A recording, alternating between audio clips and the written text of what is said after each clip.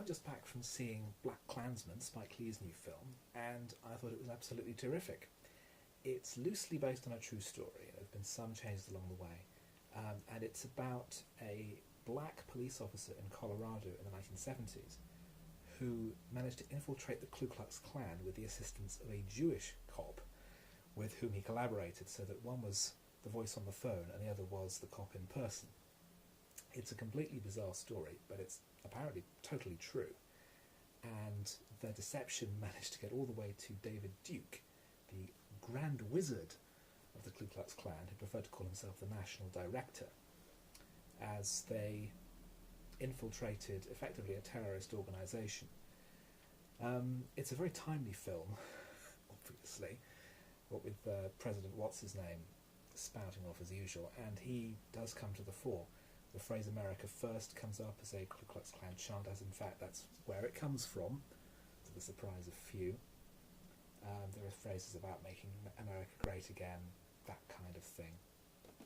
So it's very much bound up in the here and now. It's also a very odd combination of a number of elements. There's the horror of the white supremacists. Just the way they speak is disgusting. I mean, it's me saying that, but, it's horrible. There are elements of a thriller because you have the undercover police, and it's also really funny all the way through. It is genuinely hilarious all the way through because of this completely absurd situation and the way the audience is encouraged to laugh at the stupidity of these people, but never underestimating the threat that they pose. I've gone a little bit hot and cold on Spike Lee in the past. I think that when he is really passionate about a project, it can be absolutely perfect, beautiful work. But when he's just making a movie for the sake of, I've got to make a movie this year, he turns out something like Inside Man, which was his most successful film, but is kind of nothingy.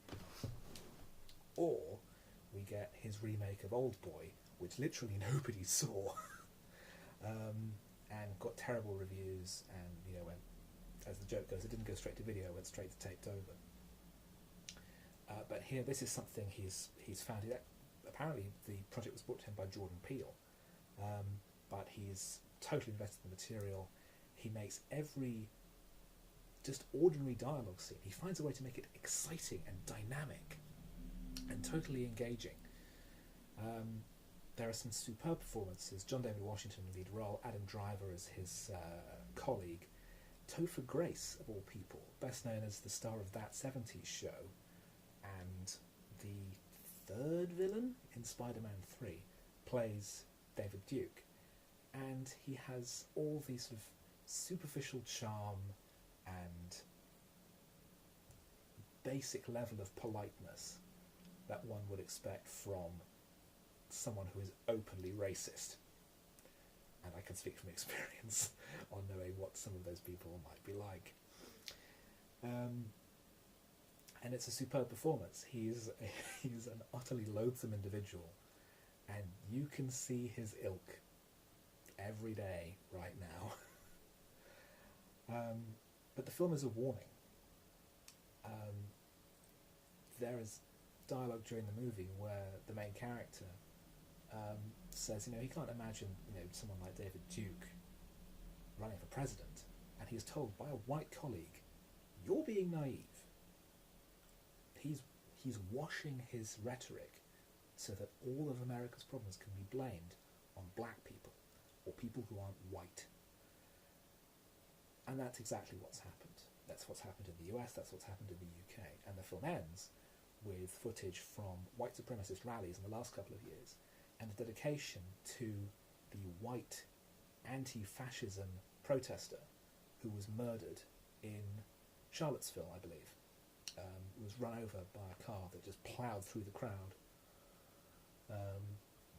Hopefully the driver is in prison forever. So it reminds me of Dr. Strangelove. It's looking at the complete absurdity of the situation and finding it impossible not to laugh, but at the same time saying, but this is a serious issue. It's absurd, but the impact of it is frightening. And for that reason, I think it's maybe Lee's best film in 15 years, maybe 20. It's certainly, it hits the sweet spot of being both very angry and very eloquent on a very difficult subject, but also being very commercial, because it works as a thriller and it works as a comedy. It's brilliantly acted.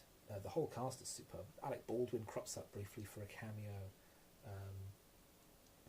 as a white supremacist stumbling through the dialogue of a propaganda documentary.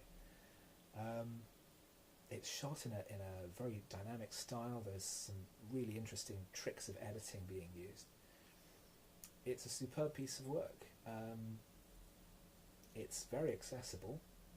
It's timely. It's everything a great movie should be. It's one of the best films I've seen this year. So, highly recommended.